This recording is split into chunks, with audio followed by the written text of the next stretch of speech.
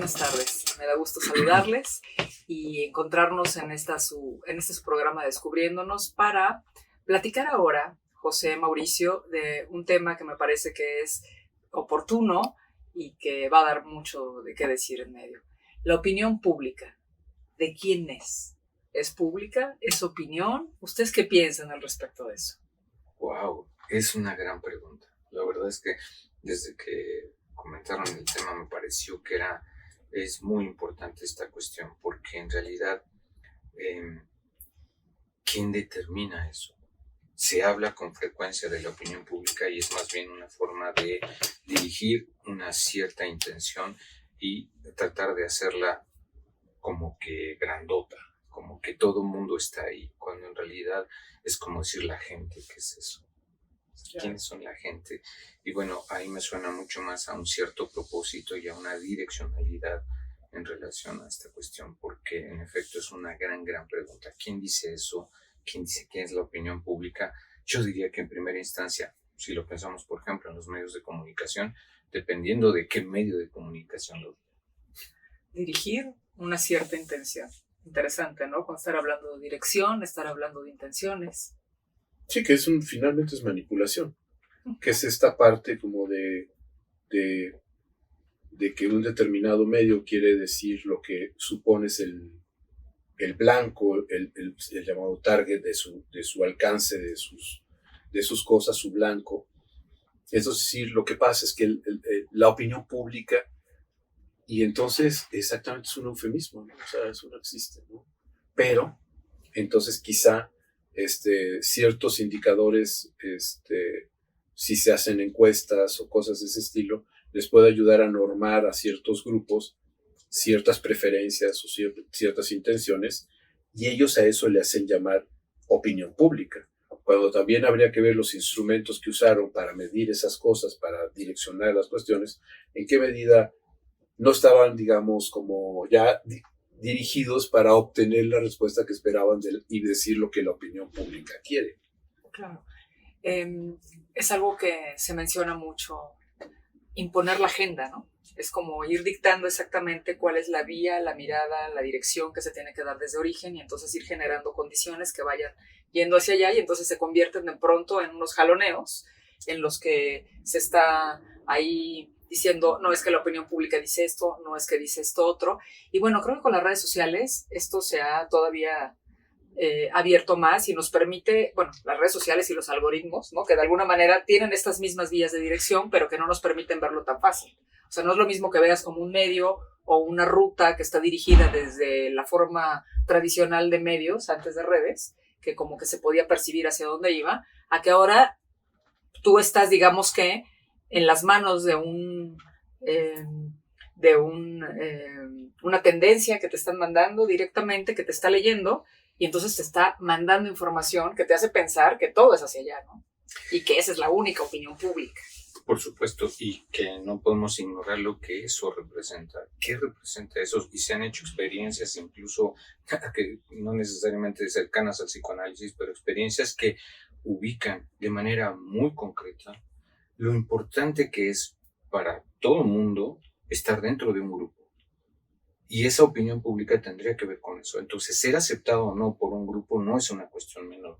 De verdad se han hecho experiencias muy interesantes de cómo alguien puede mentir con tal de ser aceptado por el grupo. Entonces, esa opinión pública sin duda tiene un efecto importante en cómo un cierto sector puede sentirse más cercano a ser aceptado o a ser próximo a este tipo de tendencia, ¿no? Entonces, esto no es una cuestión menor. Esto no es una cuestión menor y tiene que ver con lo que Freud llamaba el narcisismo. Entonces, esto de ser aceptado no es una cuestión poco importante. Y eso de alguna manera repercute, que es parte de lo que nos interesa tratar de poner acá, en lo que nosotros, de manera singular, nos impacta, ¿no? Porque ese tipo de circunstancias se incorporan en nosotros como si fuera una sola mirada, una sola vía, y entonces te incorporas en ese rebaño que te hace ir hacia esa una sola dirección, pero sin más ánimo de preguntarte nada, porque no hay forma de que lo puedas advertir, ¿no? Pues el famoso asunto ahorita de Shakira y Piqué, ¿no? donde ya, o sea, todas las personas buenas del mundo pues tienen que estar con Shakira porque quiere parecer que Piqué es un desalmado, lo que sea. Y entonces finalmente es esto, o sea, se crea este sentido de identificarse, ¿no? Con esta serie de cuestiones y entonces las haces tuya y ya puedes hablar mal de los hombres y de toda una serie de cosas porque estás usando el camino que está proponiendo Shakira para que la gente de alguna forma se ponga a denostar y a criticar y toda una serie de cosas en donde se va a sentir identificada, ¿no? Cuando y lo que hizo Piqué, o sea, no sabemos qué sucedió, la verdad, nada, no tengo ni idea. No sabemos si vivir con Shakira sea una cosa maravillosa.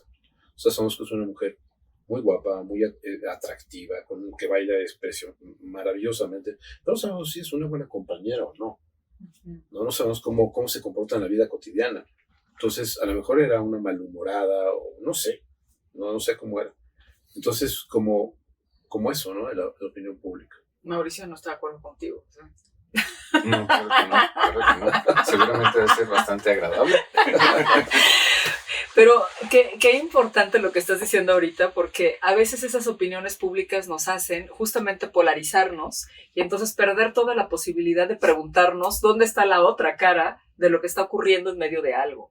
Y entonces simple y sencillamente te decantas hacia un solo lugar en el que se pierde la posibilidad de pensar en la diferencia, en la multiplicidad de circunstancias que pueden haberse dado alrededor, en verdaderamente qué fue lo que pasó en medio de ellos, de ellos y en todas las circunstancias que puedan estar así, aunque tú no compartas el tema de Shakira. Pero perdonas una cosa ahí, estrictamente también eso es un delito, porque, o sea, ella está ejerciendo violencia con el papá de sus hijos, y eso puede orientar, digamos, una serie de cuestiones y de temas, toda una serie de asuntos. Y eso es un delito. Parentales. Eso es un delito. Entonces, esta parte donde se quiere como exaltar la condición de víctima y no ver el daño que sí está haciendo a sus hijos, pues me parece por eso este sentido de la manipulación de la opinión pública, donde nos hacen ver lo que queremos ver, ocultan lo que quieren ocultar, subrayan lo que quieran subrayar, entonces la gente se siente... esa dirección. Es todo ese problema de hacer lo que es privado público, pero bueno, pues este tipo de personas viven de eso, ¿no?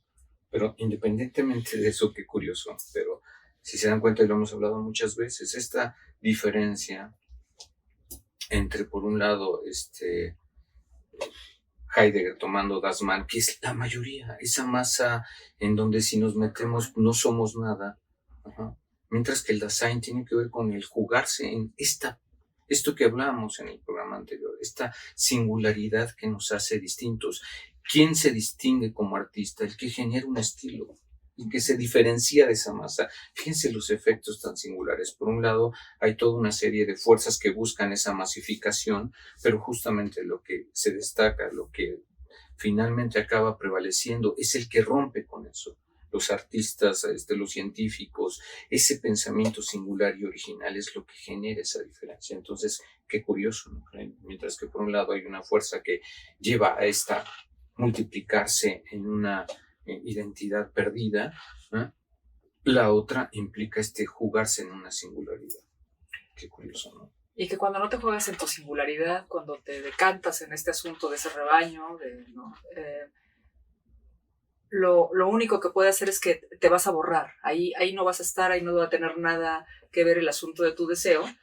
Pero lo peor del caso es que ni siquiera podrás estar viendo realmente cuál es tu posición respecto al tema de la opinión pública, ¿no? Porque inclusive esto que arrasa hace hasta que haya un temor por expresar lo diferente. Hasta te tienes que hacer para atrás porque el decirlo ya perdió toda posibilidad de que se pueda generar un ejercicio de discusión, una crítica que permita poner elementos para poder en juego discutir cosas que puede ser muy importantes discutir, que sean relevantes inclusive ponerlas en la mesa, pero no es tan sencillo, pues porque lo que se viene es exactamente todo lo que ya está dirigido hacia una sola mirada. Así es, y que en ese sentido es incluso el uso del miedo, ¿no? Del quererte salir del rebaño, de no estar con la famosa opinión pública, Pero eso también, por ejemplo, eso es muy interesante en las encuestas políticas, como en las encuestas políticas se responde lo que la persona supone que el encuestador quiere obtener de respuesta, no lo que va a ser verdaderamente su intención de voto. Entonces, como que, ¿qué me quieres? ¿Qué quieres? Entonces, por eso a veces estas encuestas son bastante, digamos, un instrumento no muy bueno para predecir lo que va a ser el voto, porque precisamente la gente, como sabe, tiene miedo de las cosas, tiene miedo de expresar su verdadera opinión, casi está preguntándose qué es lo que tú quieres escuchar para darte la respuesta que yo espero que tú quieras, y yo después votaré por quien me da la gana. Claro. De hecho, toda encuesta teóricamente debería de no inducir. Si es una buena encuesta, no induce, teóricamente. Uh-huh. Pero bueno, pues ahí dependerá de una serie de condiciones que creo que tienen que ver con esto que hablamos desde el principio. O sea, si tú estás interesado en tener una dirección específica, entonces tú generarás las encuestas como un argumento que te permita dar esa dirección, ¿no? Pero es que hay un tema, por ejemplo, la BBC de Londres hizo una investigación sobre el sentido de quiénes engañan más, los maridos o las mujeres. Y entonces hace la investigación y lo que arroja cuando se hace la entrevista a los hombres y a las mujeres, a los maridos y a las esposas, en condiciones en donde cualquiera podía hablarla verdaderamente, honestamente, sale, digamos, para que vean una diferencia como de que el 75%, no recuerdo los datos, pero pongan ustedes el 65, el 70% de los hombres habían sido infieles en sus relaciones y las mujeres un 25, 30%. La investigación sigue y entonces los encuestadores siguen yendo con las personas que están entrevistando, toda una serie de cuestiones y demás, y vuelven a hacer la pregunta, todo eso, y el de los hombres, del 75% que había sido, baja a un 72%, y el de las mujeres sube del 30% a un 60%. Y sigue la entrevista, o sea, bueno, no la entrevista, o sea, la familiaridad con los entrevistados, en donde se va generando un lazo, en donde el entrevistado se siente como con la obligación, por el lazo que ya tiene afectivo con la persona, de ser honesto. Y entonces donde el 75% del principio, el 72%, se convierte en un 69% de los hombres, y el de las mujeres se llega a un 68, un 69%. Entonces la pregunta que se establece es ¿por qué ese comportamiento? Porque en los hombres es un sentido como de prestigio, como decir yo sí, no sé qué, no sé cuánto. Pero cuando está siendo honesto, dice, bueno, la verdad, no.